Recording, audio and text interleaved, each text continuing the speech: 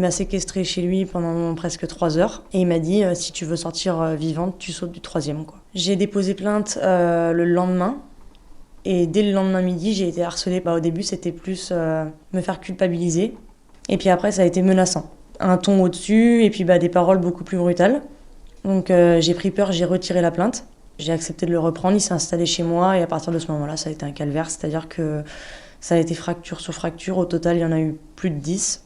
Bêtement, j'ai pensé pouvoir le changer, le rendre meilleur et au final, pas du tout. J'ai eu l'arcade fracturée, la pommette, le poignet, le pied, le tibia, les côtes fêlées, enfin plein de fractures. En fait, ça a été une emprise. J'ai tellement entendu t'es moche, t'es grosse, t'es pas capable. En fait, il m'a rendue faible.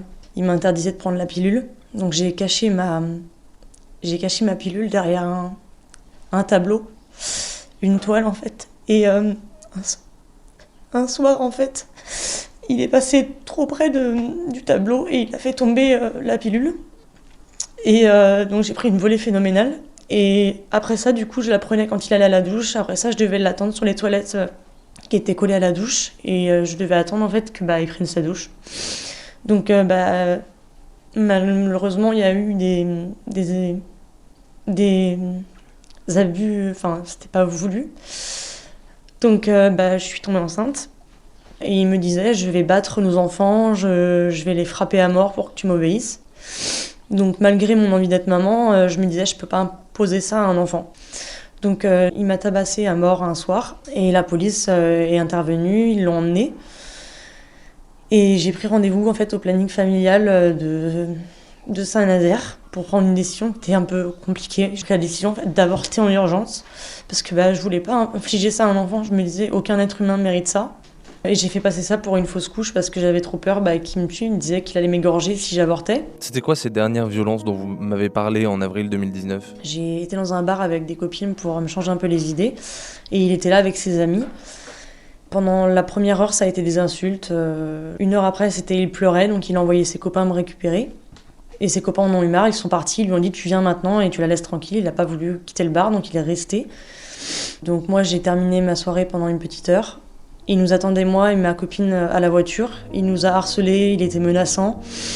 Donc il nous demandait de le déposer chez son copain à Saint-Nazaire. Donc on a eu peur. On a accepté de le déposer devant chez lui.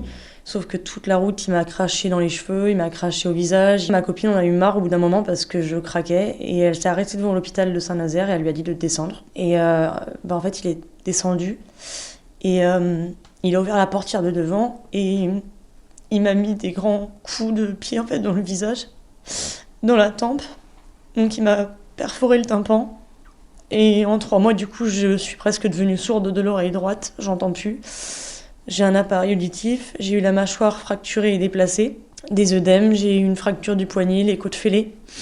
Le lendemain, ma propre mère, elle est venue, elle m'a pas reconnue en fait, dans ma chambre d'hôpital.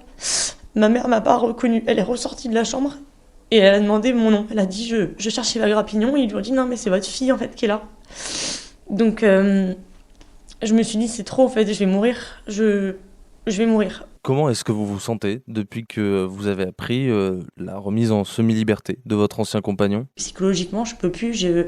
Ça fait 2 semaines que je vois mon médecin où je demande à être mise sous antidépresseurs parce que je sais plus quoi faire. Je me demande si ça vaut vraiment le coup que je reste. Et c'est malheureux, je pense à ma famille, mais je me dis, j'essaie de rester. Enfin, la seule chose, c'est horrible ce que je vais dire, la seule chose qui me retient de rester en vie, c'est que j'ai mon chien, mon chat et c'est comme mes enfants. Mais je pense même plus à ma famille, je pense vraiment à moi et j'ai plus envie de vivre.